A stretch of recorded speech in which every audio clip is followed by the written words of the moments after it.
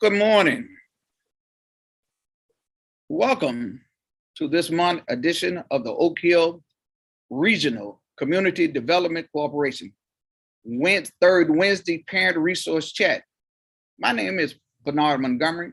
I am the Regional Outreach Coordinator for Region 5, Oak Hill Regional CDC, which is the parent corporation of Health6 Mississippi. I will be your moderator today. We also have some of our other team members who will share later. Finally, let's do it this way.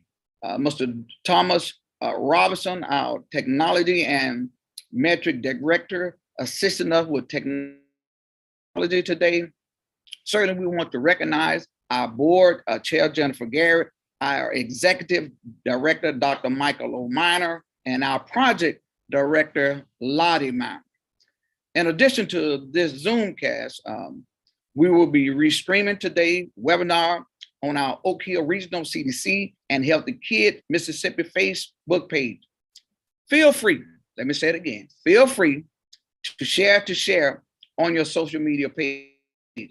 June is Men's Health Month, a national observers used to raise awareness about healthcare for men and focus on encouraging boys, men, and their families to practice and implement healthy living decisions, such as exercise.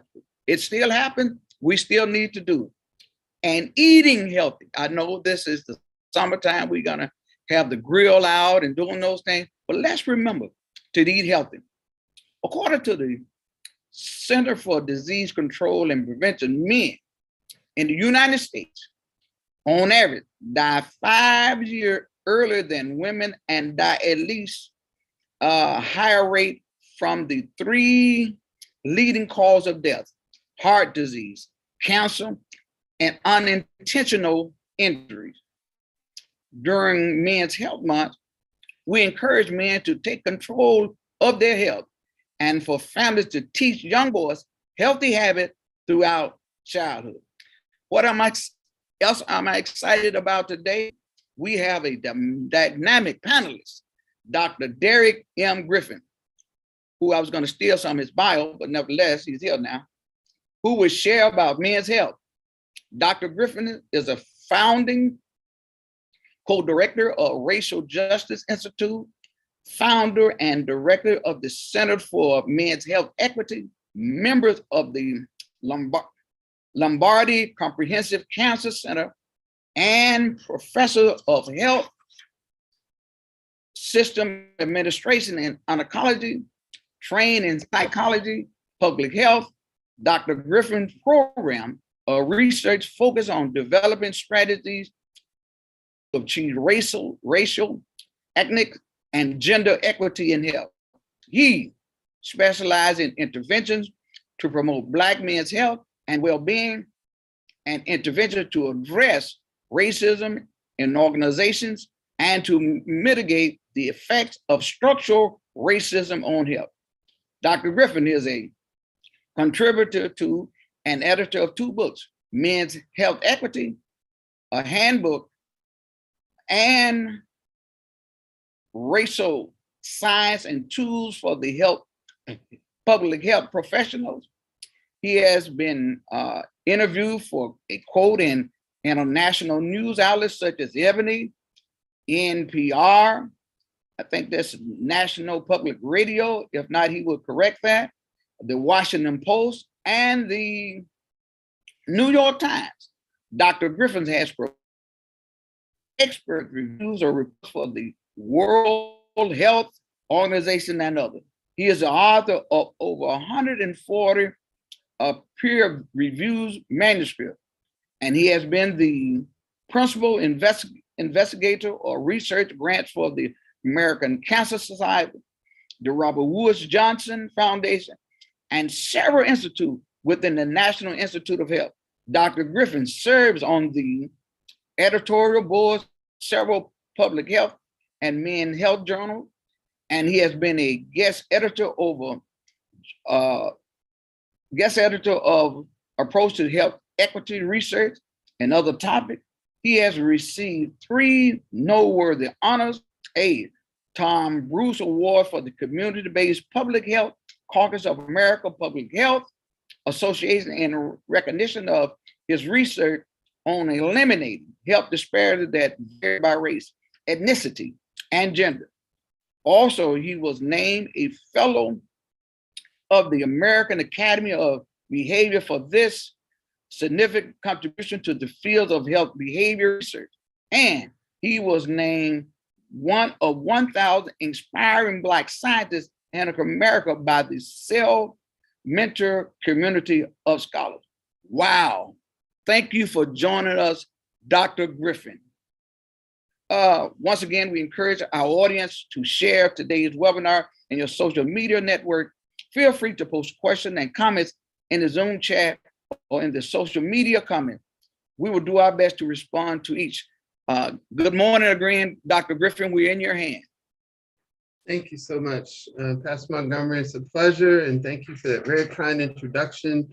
It's a pleasure to be here with you. I also need to acknowledge my other mother, Miss Campbell, who's on here today as well, who is part of the reason that I'm here with you today. And so we've been colleagues, and she's been watching out for me, watching over me for a number of years now, probably more than 15 years now. So just want to acknowledge that she's on here as well. And so thank you for your love and support in all these years as well.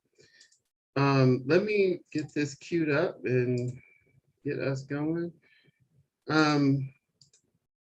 So today I'm going to talk about some of the work that we've been doing, really focusing on mental health and well-being. We don't tend to focus as much on young Black men and mental health. And I'm going to talk more, when I talk about young Black men, I'm going to talk mostly about those who are in the 18 to 25-year-old range, which is probably a little bit older than where you all are focused, but I think it's still relevant in some of the ideas. Hopefully you'll see as something that will be important for your audience and for the work that you're doing. Let me first acknowledge my team at the Center for Men's Health Equity. This is our homepage for the website. My team there and our current funding, and you see the current projects that we have listed there. And then one of the key projects I'm going to talk about is a project called Rooted and Rising, the Rooted and Rising Collective, which was funded and run by the Movember Foundation. So Movember is an international foundation, I think it was started in Australia, that has focused on promoting men's health and well-being for a number of years. And they're famous for their Movember campaign, which is about growing shaving off and growing the mustache to raise awareness of men's health in the month of November, which of course they've renamed Movember. But these are the folks who are associated with that particular project, who really led it and that I worked with on that particular project. So with that, let me start here. This is an age-old question that W.B. Du Bois asked almost 120 years ago. And he asked it about basically thinking about Black people in general, how does it feel to be a problem? And I asked it, and I think about that question as it relates to the experience of young Black men in particular today, given all of the challenges that they face, all of the things that we grapple with, all the ways that we have that young Black men are mischaracterized, in whether it's in school settings, whether it's in the community, and how those things are actually affecting our young Black men. When it feels like you're not seen in the fullness of who you are, when you walk out of the door from your family and from your loved ones, it can have an effect on you, and that we have to honor and respect that and see how that basically is affecting them. And what can we do to better support them in that process of dealing with a world that may not see them in the fullness of their humanity? We know that also young Black men have, this is data from from the United Kingdom, but this is still very relevant to young Black men here in the United States, that COVID has been also a big stressor in how in sort of basically young Black men's ability to connect with one another, that you've seen generally just a deterioration in mental health. You're seeing a lot of stress-related issues for people in general and young men in particular. And so, in particularly with the relationship with the police that we've seen get a lot of attention over the last several years, unfortunately, that there's a unique sort of experience that young Black men have that we have to, again, bring to the fore and really make sure that we connect with. Even though the pandemic has changed, now people talk about this as an endemic, which is basically saying that as opposed to an issue where we're trying to basically eliminate it and say that we're not going to have to deal with this, like polio or something, and we're basically don't deal with that on a regular basis. When they say that you may have seen this sort of term endemic disease, it basically means that we're sort of accepting that COVID is going to kind of always be with us. And so there's a level of acceptance that we have that may, that we're going to have to deal with this. And it's the assumption that it shouldn't be any worse than the flu. We know that for Black communities and Black people, that has not necessarily been the case. We've had higher rates of issues with COVID, more, deaths and other factors as it relates to COVID. So even though it's kind of, some of the adages that you've probably heard before, when the United States gets a cold, Black people get the flu, it's another one of those things where we tend to be affected more by some of these issues, and COVID has been no different in that regard. One of the things we do know is that COVID has really highlighted for a lot of people these conversations about the weak points in our healthcare system, the weak points in how we're providing support and health, and support around health, mental health, physical health, and that how do we have these conversations about how do we create a healthier world? How do we create sort of healthier supports?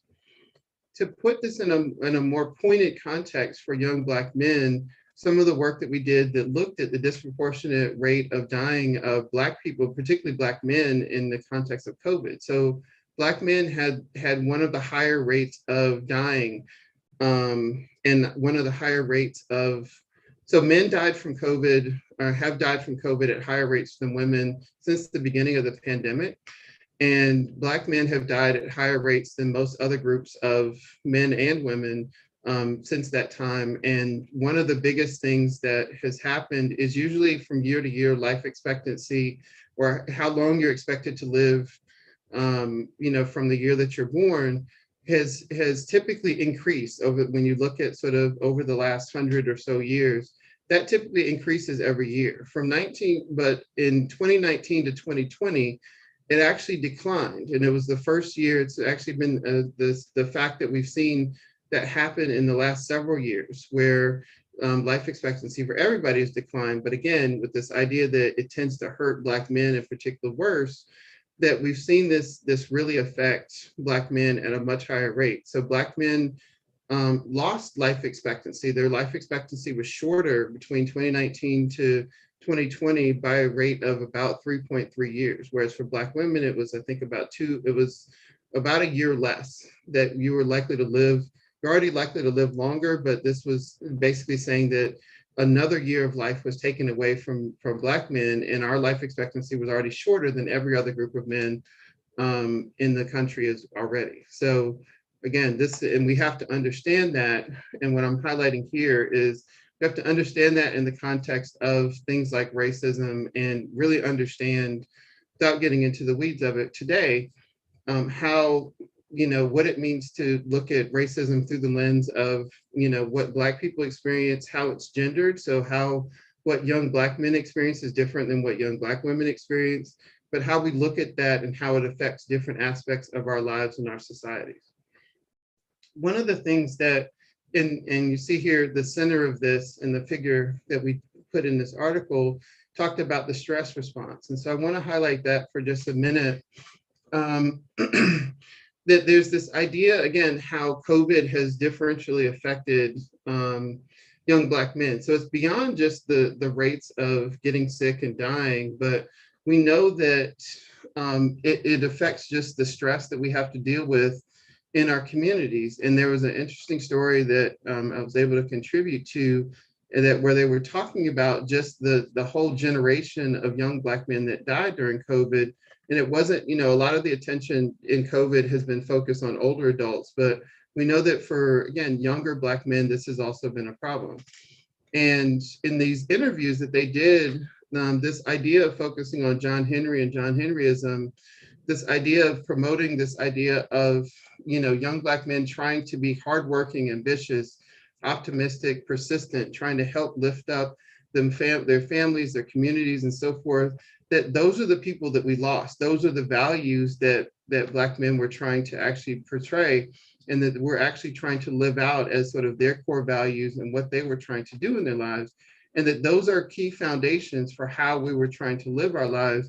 And those are the people that we lost in the pandemic. So it was a lot of, very positive people who had, a lot of value to our community that we lost in the pandemic. So just wanted to point to that. And so it was the point is that we have to understand it was the inequality in our system, the challenges that are part of what it means to be a Black man in our society that were really the things that made them sick. Just the chronic stress of dealing with, some of what some people call microaggressions that don't feel micro if you're experiencing them.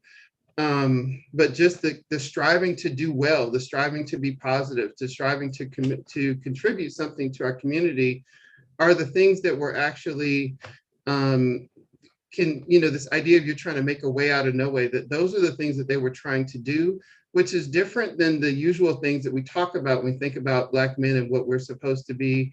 Usually think of Black men and the idea of masculinity tends to be focusing on toughness and trying to do things to be physically strong and so forth. But what I'm trying to highlight here is a lot of Black men, even at younger ages, are really trying to highlight different positive things in their lives, in their values, in the things that they were taught and that they were, that our families have instilled in us, that those are the things that they were trying to promote. And so when we look at that, those are the values that they're trying to push forward.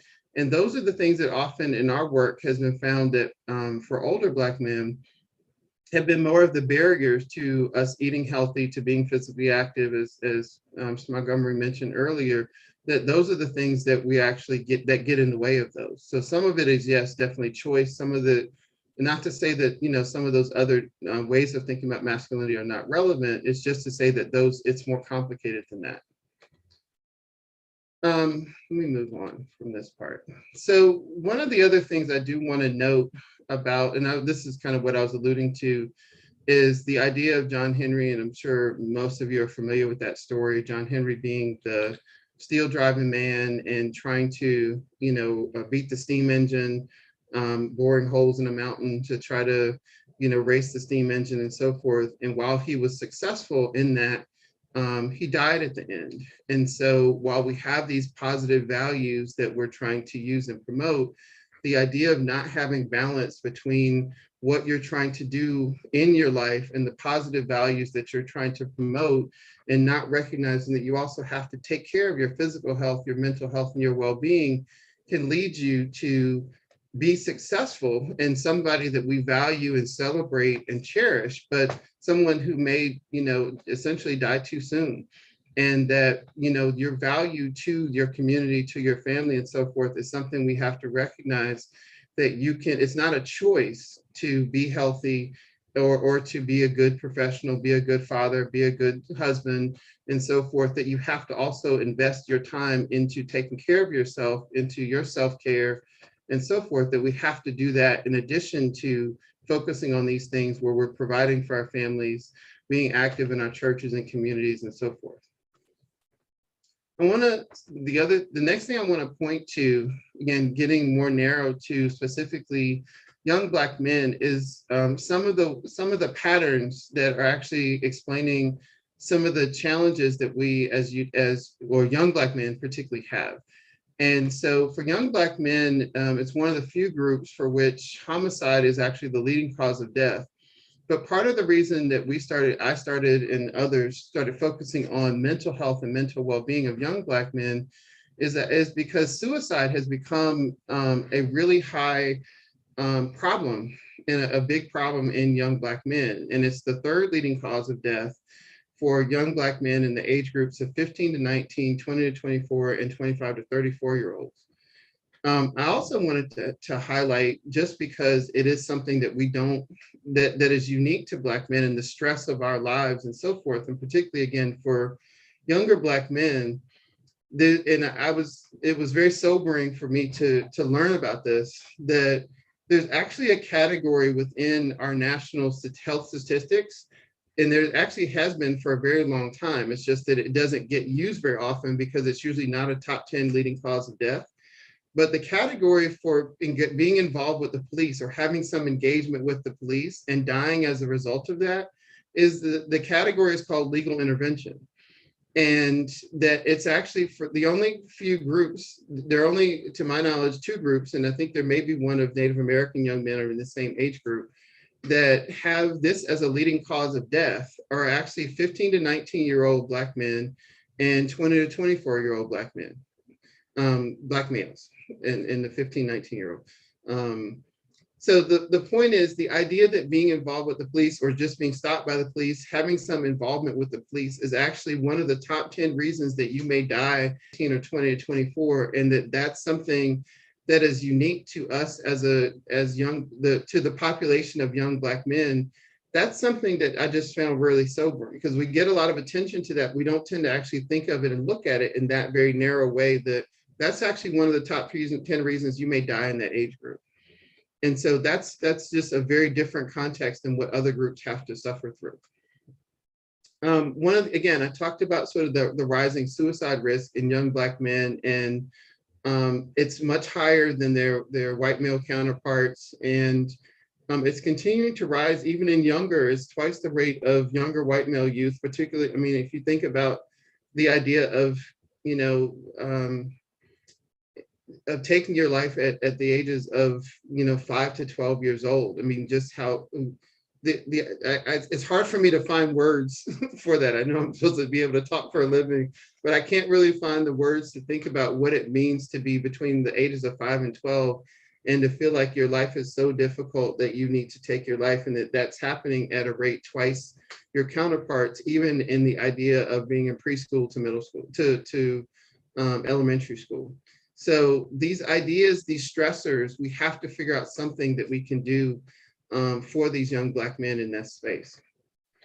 One of the other things I want to highlight, though, is, and this is building on some of the work, or just the principle behind some of the work that was done years and years ago, almost 60 years ago now, pushing on, that the Mississippi Delta, for all that it has been, one of the things that it gave to the world were really community health centers. And one of the first, I believe, community health center in the country was in Mount Bayou, Mississippi, down there in the Delta. And it was the Delta Community Health Center, the Tufts Delta Community Health Center initially, and I think it's now just called the Delta Health Center. But one of the things there was that they actually focused on connecting these pieces of what are the things that are about the lives and experience of of Black people in general in our larger environment that we need to bring into that. But the point I want to highlight from that is actually this idea and this quote from Jack Geiger, who was one of the co-leads of that with John Hatch, who you also see these two represented here, that often we only think of, Black people, and particularly young Black men, as being, in terms of negative terms, in terms of pathology. But we have to realize that particularly, Black people, and particularly young Black men, which is probably not going to be a surprise to this audience, that they were rich in potential and that they're creative and bright, and we need to sort of be able to build from that as a foundation for being able to do this work about how do we improve the mental health and well-being of young Black men. So when we turn to the specific Rooted and Rising project, we worked with 18 to 25-year-old young Black male digital creators, which basically means that they were young Black men who were already very active in social media, and they created their basically different forms of art, whether it was comedy, whether it was instructional videos, different types of things that they did, but they had a large following on social media, and they used that. And so what we did with this project, and I developed the curriculum for this, was the goals were to increase their capacity to be successful as business people without compromising their well-being. Because clearly we often, when you're struggling to just manage your own, your small business, when you're starting out and so forth, obviously that can be extremely stressful. But how do you basically find a balance between, in the John Henryism way that I was describing before, not succumb to basically this idea that you're going to prioritize your business and your success of your business over your own individual health and well-being. And so that we have to understand, and, how do we think about what self-care means? What does it mean to take care of yourself? And how do you help them to incorporate that into the content of their work and into what they're actually doing in their jobs and in the art that they're creating out for the world? So just so we make sure we're clear about what we're talking about when I talk about health, health, often we're talking about physical and mental health and things that sort of are very tangible as it relates to, active diagnoses of things like, we often talk about health, but then define it as the absence of health. So we often think about health in terms of people being sick or having been diagnosed with things like diabetes, heart disease, and so forth. But well-being is bigger than that. Well-being is about what gives your life meaning and purpose. It's about sort of the physical, mental, social, financial, all of those things that give your life, what you hope to pursue in terms of, life, liberty, and pursuit of happiness. And so it's talking about, and the reason that we often talk about health in relation to well-being, they are as much as, things like the Centers for Disease Control, Healthy People, which is sort of our guiding document in the United States for promoting health and well-being, that those things present these things as complementary. We often don't pay attention to the well-being side of it and how your spiritual health, how you're taking care of your emotional health, how your financial and, your social health, are you staying connected to people? And all of those things, again, have been compromised during COVID, and that we have to really focus on how do we build those back up. So just so we understand, when I say self-care, I mean basically taking care of yourself, and that it means, again, not, it doesn't mean me first, it means me too. And I like that quote that talks about basically, you're not trying to put yourself above these other roles in your family, your loved ones, your community, your church, but it's saying that you have to consider yourself in that picture as well. And so what we did with this particular project is work with these young Black men to basically, again, build this into their content. And these are just images of the young Black men and sort of what their different followings and art and so forth were. And so you had some that were, again, music producers, some did comedy, sports, pop culture, and so forth.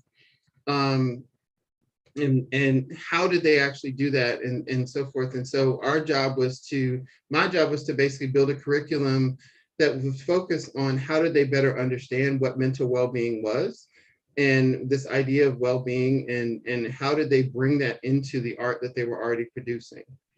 And so I'm not going to spend time on the evaluation and so forth, but the idea was that they actually, what we found in doing this project and, they did about 20 hours of training over about 11 weeks. And their projects were basically to create small, I believe 5-minute art with this well-being content in it. And in the evaluation, what they did is that they looked at sort of some of the content that they created that was not about well-being and self-care, and some of it that, and the new content that was. And what we found is that the evaluators found that the viewers who were watching this, the 1.5 million people that were watching these kinds of things, gave more thought to their own well-being, after watching these particular videos. It increased their sense of how to engage in self-care. So it gave them tangible strategies for how to do that. It inspired them to improve their own well-being. It increased the importance of self-care and just made it more concrete and tangible. And they said that they were 2.5 times more likely to intend to engage in self-care. So all of those things were very important. What it also did, that we don't tend to think about, is it made the creators seem more relevant and more identifiable. It made them actually seen as more personable. And so knowing the creators prioritize their own well-being increased people's interest in the content. So again, what I'm highlighting is, if you think about 18 to 25-year-olds, the idea that young Black men are actually going to pay attention to their peers and actually think about, well, what do I need to do differently to promote my health and well-being? And they actually saw themselves in these young Black artists, and to be able to figure out how do they actually improve their own health and well-being, that it's okay. They made it normative and made it normal and actually gave them models and examples for how to do that. And so, one of the things that we sort of saw was that they were more likely to see the content, whether it had something to do with self-care and well-being overall, that they were more likely to see it as relevant to them if it included these self-care messages and so forth, and that it was far more engaging, and they actually got more likes and more attention and so forth. So the point is that there was, in addition to it having a tangible effect on their health and well-being, you can make a business case for creators if they were to include these kinds of content in there. So what I'm going to do quickly is, right before I close, is to show quickly, hopefully this will work, the brief video. It's about 2.5 minutes of the video sort of highlighting and showing some of these young Black men in their particular projects. And then we will close. Make sure I can see what I'm doing here. So hopefully this will play.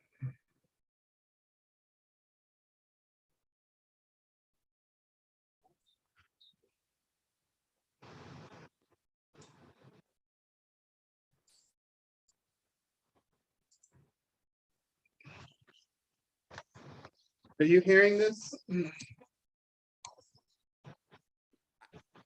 No, I don't hear any other than you speaking. I don't hear it in the video or anything like that. Okay, hold on a minute. Are you hearing it now? No. Okay. Sorry. Sorry. Okay. I don't think that may not be working. So let me not belabor that and try to fix it, but I can drop it in the chat or send it afterwards, that particular video, so you can just watch it and so forth and see it on your own time. But the point is, it gave you a sense of the actual, you got to actually see them, engage with them, and see what they were talking about and doing. But it was an important sort of focus of that particular project.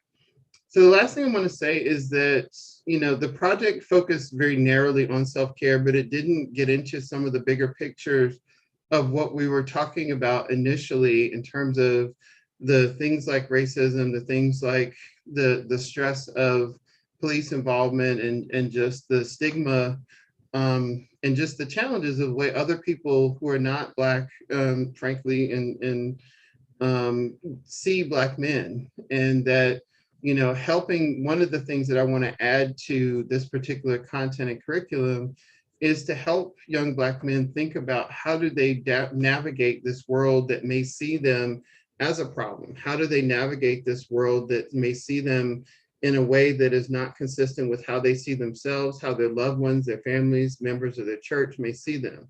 And how do we strike that balance so that they are coming at the world from a positive place, dealing with the struggles that they will face just as Black men? How do they do that in such a way where they're taking care of themselves and yet doing what they need to do and what they feel like they're called to do? So thank you.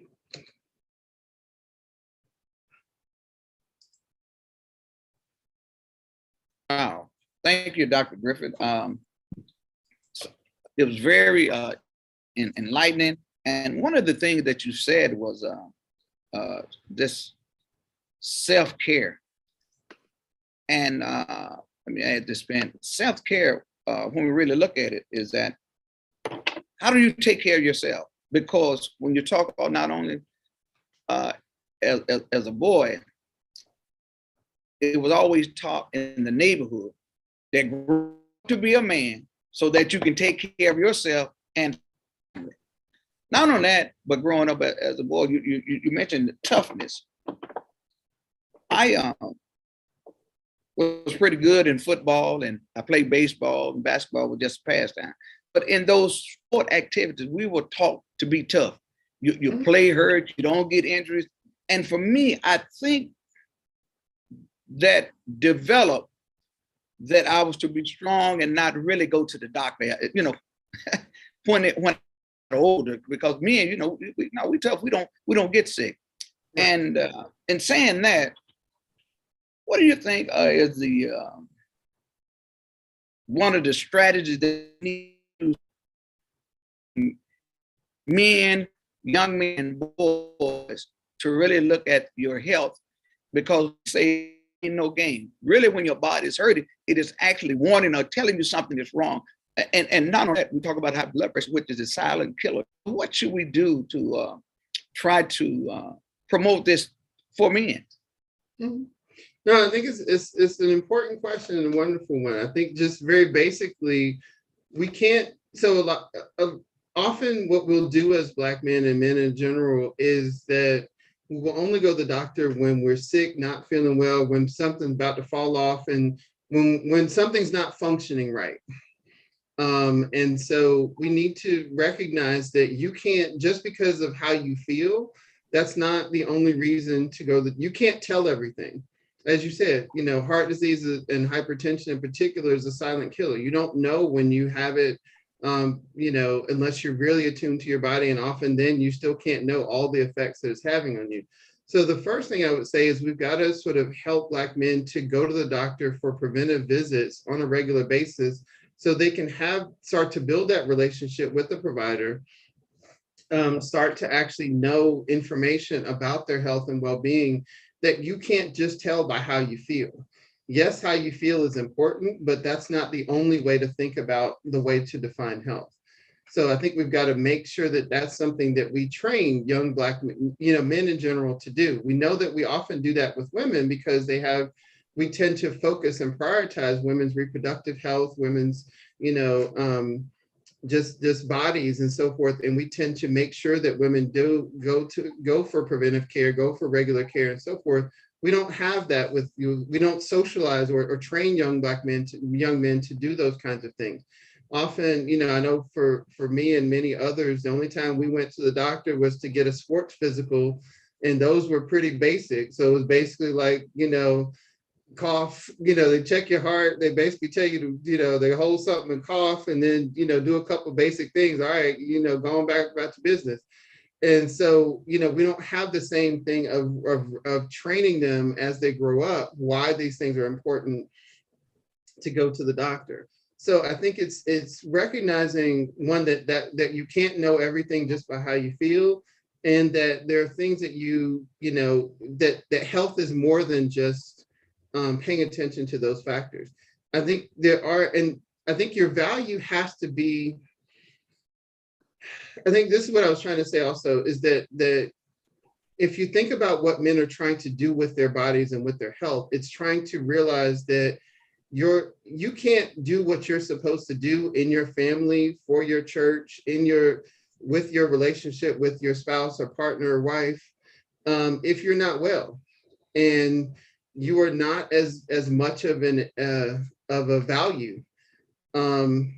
If you're at a younger age where you have to, if you're not as healthy as you can be, obviously it's one thing if you get sick for reasons that, are beyond your control. But when you're not doing the things that are within your control to take care of yourself, you're not serving the role that you're supposed to be doing in your family and in your community.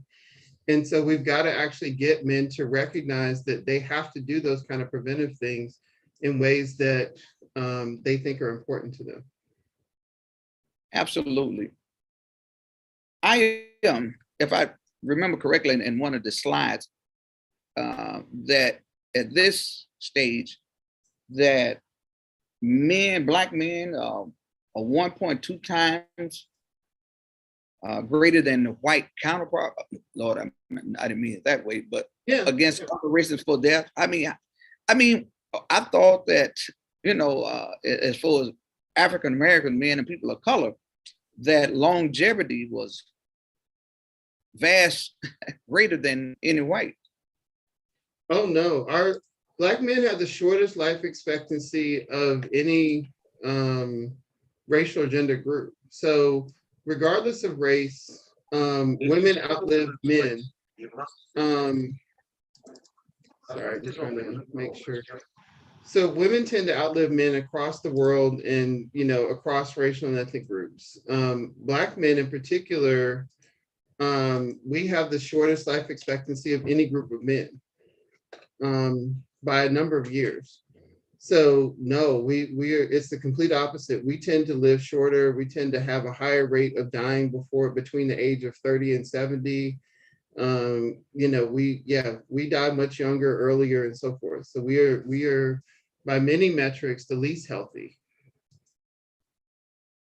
And another point you made, self-harm, suicide. I mean, again, I'm a country boy from Mississippi. Mm-hmm. And growing up, that was something that we did not hear about African American men. Right. During my time as a child, maybe there were some young boys that would die drowning, and every now and then there would be some elderly Black men that would be in car crashes, accidents, that thing. But when you talk about self-harm, then this age group 15 to 19, that's very alarming, because that's future generation that could be affected with these types of numbers. Absolutely. And that's exactly why I raised it, because this is a new, I don't know enough about, and we need to really, sit down and talk with folks in those age groups to better understand what's going on. So a lot of the work that, again, Mrs. Campbell and so forth and her son have done in the past to really sit down and engage with young men and young people to understand from their perspective, what are these issues and how do you work with the people who are struggling with it the most to help come up with those solutions that we don't, I, as one who is not 15 to 19, ain't been for a long time, I'm probably not going to be the one to help come up with the solution. But that's why things like, talking to those who are influential, talking to those who are, you can always tell who somebody is listening to within those groups, but who do they value? What do they value, and so forth. But the idea that young Black men are finding suicide as something that they would actually consider is actually has not been something that we often did. So mental health and things like even depression, anxiety, often historically were actually lower in Black people than they were in whites. Yet we have higher rates of physical health problems and not mental health problems. So this idea of suicide rising in young Black men, and even again, the scary statistic I was mentioning of 5 to 12-year-old, boys, thinking of and actually attempting and suicide is something that we have to. I mean, that's horrifying to me. That somebody that young feels that low, that they feel like that's the option that they need to consider, that we have to find something else that we can do. But the fact that they're now in this era where that's become so much more common than it had been in the past. I grew up in an era where this was not something that we did, or that you saw very commonly talked about, that someone had taken their life. And that's just not something that Black people, particularly young Black men, did. But the fact that we're starting to see that in this younger generation is something we've got to really start to pay attention to. We one of the things in our initiative in our health ambassador, we address the wholeness of health, which is body, mind, and spirit. And we can see some physical things that are challenging. But again, you just spoke about mental health, those things that we do not see. Now, as a whole, I mean, don't get me wrong, that's something we recognize the individual if they're, out in the public and appears to be what we call not normal. But what we say often is that for men, we're macho, we're strong, and when it comes to medication, it calls our bodies not to be stronger in areas that we're accustomed to as men. And that deflates our mindset or our pride or our ego, our self-esteem, or whatever category you're going to put into it. But I say so often, get the numbers right, check with your physician, and then try to develop a program or activity that surrounds where you're trying to get. And I often ask, what is the best possible health that you can be in at this particular time? And if we could get, this is my opinion, if we could get men to think about that, I think it would help develop the strength in our health for us men overall. Yeah, I don't disagree. I think I would just add to that sometimes. So one of the things I was trying to alluding to, but maybe didn't say very well, is that sometimes men often don't define their health by the ways that doctors do. They define their health by what their bodies can do. And so you're only unhealthy if your body can't do what you're trying to get it to do. And so one of the things that may be motivational and I think could add to what you were describing is starting with men. What are you trying to do in your life? What do you see as your purpose? Who do you see yourself what is the legacy you're trying to leave? And if that's what you're trying to do, how is you being healthy going to help you do that? How if you actually have more energy and you don't come home after a long day of work and just collapse on the couch because you're exhausted, not just because you worked hard, but because you didn't take care of yourself while you worked hard, that there are things you could do if you involved yourself in taking care of yourself, watch what you ate, got some adequate sleep the night before, made sure that you did your meditation prayer in the morning, you took care of yourself. As part of that, you may actually have energy to be an active member of your family just on a regular basis in ways that you never imagined that were possible. So you may have energy to be part of events on the weekend that otherwise you just collapsing and just trying to get yourself back enough to get energy enough to basically come back to the next, the next week. So I think if we can add the priority of what are you really trying to do with yourself and with your life, and who do you want to be there for, and do you actually want to be there? Like, Do you want, if you have daughters, do you, or do you want to see grandkids? Do you want to see, do you want to be able to walk your daughter down the aisle? Do you want to be able to be a member, an active member of your church community and what have you? Like, what are those things you're trying to do? And how does being healthier, having more energy, having more focus, give you the ability to do that in ways that if you did not sort of sharpen your axe, pay attention to your body, pay attention to your health, that you can't do those things in the same way. So I think I would just add that other part to what you're saying already.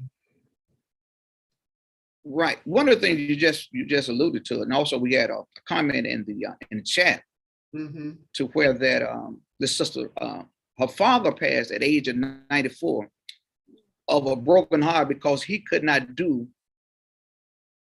what he was able to do in the earliest stages of his life. And I concur with that, because for a long time, after I got out of the military, my mindset was based on the 2-mile projected time that we had to run in the military. And that stuck with me. And I was saying, what's wrong? How come I can't do this 2 miles? But I discovered and learned that you're not as young as you used to be. So the mindset, so when I tried to do where I serve as pastor and teach in ministry and in life, live your life with the baton in your hand, being able to hand it off. Some people will not retire. They got the age, they got the time, but they are afraid if they retire, they will just die. I ain't got nothing else to do.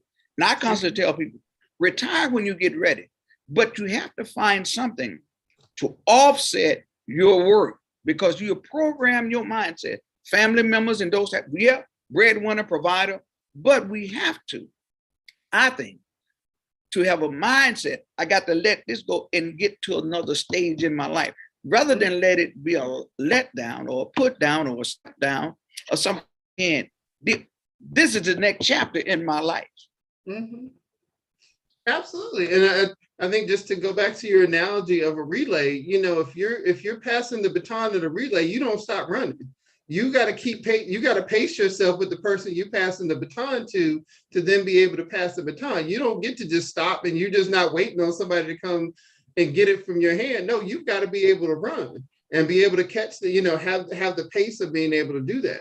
So what, how you engage in your role as a provider, as a father, even and finding a way to give your life meaning and purpose as you age is really important. And you still have, how do you still find value, or how do people still find value in the wisdom, the expertise that you have? Maybe you don't do the things that you did before, but the idea that you've lived all those years and you've learned something, that I think those are always things that we can, sit at the feet of our elders and listen to our parents, and that has value in making sure that we build our communities so that we value and celebrate and cherish, our elders for those reasons, that give them those kind of sense of purpose and value, and show that we love them and value them, not just, we want to give them the space to sit down and relax and say, just, I did it, but also to give them space to actually still feel like they have something meaningful to offer to the community as well, and make sure that that's striking a balance. And also, Dr. Griffin, with our young men, our young boys, again, I keep reflecting back to my life as a childhood, but there were times when we were told, go outside and play, get active outside. And I think that what has happened to some of the youth, once they get out of perhaps pee-wee football and primary, that they lose that activity from being outside, because we are a society now that our devices are attached to us, and it will hinder your development, and you will be bent over with a curve of the spinal, those type things. So we need to be aware with our young men on the mindset, it's all right to go out there and sweat and develop yourself. You need to be active for cardiovascular and those type things, and growing up in development, let's not become the character of our health.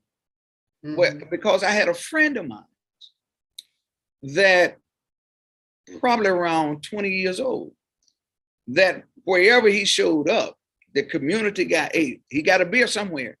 He would have a beer in his pocket, in his front pocket, in his shirt, somewhere. He became an alcoholic, chemical dependence on alcohol as a result of being a character. Let's not be a character that hurts your health. Right.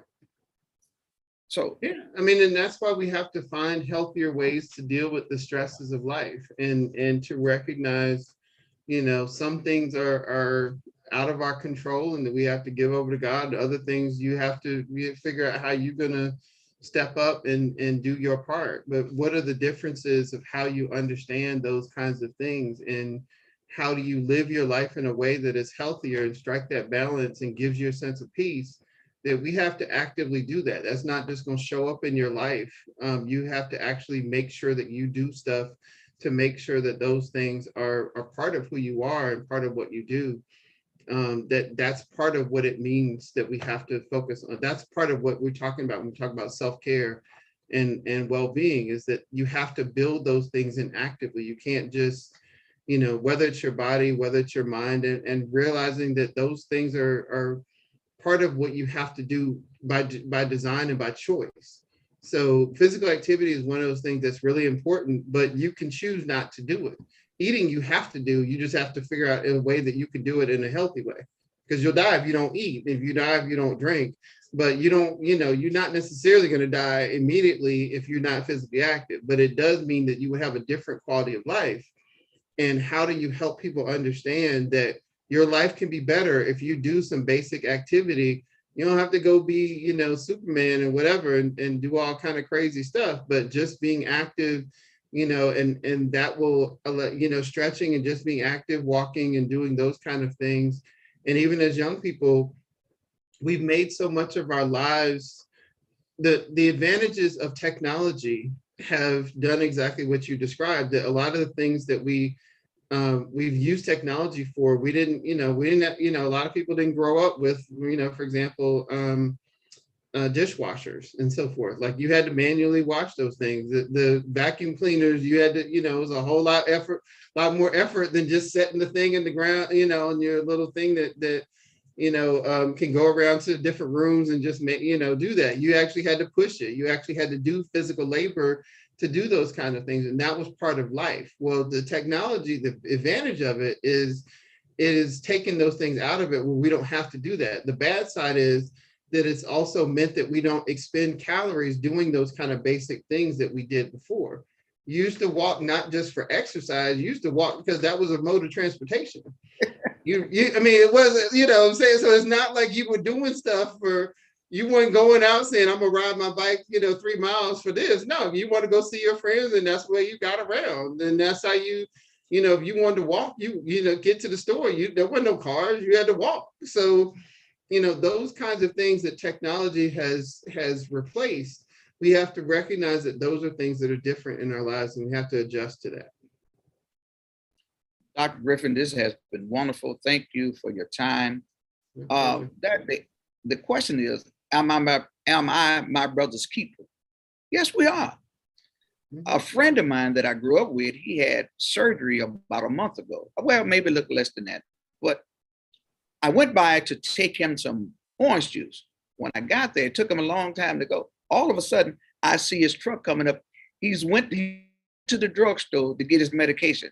So I said, man, I told you I was on my way over here. I would have went got it or took it. So why you drive? Well, I just went. So you know what I did? I snitched on him. I called his family and told I did. I in the house, I said, as a brother, I said, I'm not gonna call and tell him while I'm in here. But as soon as I got outside and got in my truck, I called his sisters and told them that he was driving. So we are our brother's keeper. This is what we have to learn, how to take care of each other. And again, Dr. Griffin, this has been wonderful. We could go all day, and certainly Sister Bettina Campbell has your contact information, and I can see us doing this again. I want to again recognize, acknowledge our board chair, Jennifer Garrett, our executive director, Dr. Michael O'Manor, and Lottie Minor as our project director. This has been a production of Oak Hill Regional Community Development Corporation, belonging, building, and bridging in the Mid-South region and across the state of Mississippi. It has been wonderful. Dr. Griffin, did you put your contact information in the chat? If you or any information that you want us to log on or get a go to the website, some of the things that we could do. So this is my email address. It's probably the easiest and simplest. And yeah, we can go from there. And as you said, Sister Bettina has my contact information. Yeah. So we certainly thank you for your sacrifice and your time. I don't know about anybody else, but I thoroughly enjoyed it. And you did a wonderful job from where I sit at. And I see no reason that we should not worry you and bother you again. Very kind of you. Thank you. We're a family now. And all right. Family be a little messy. All right, take care. God bless. All right.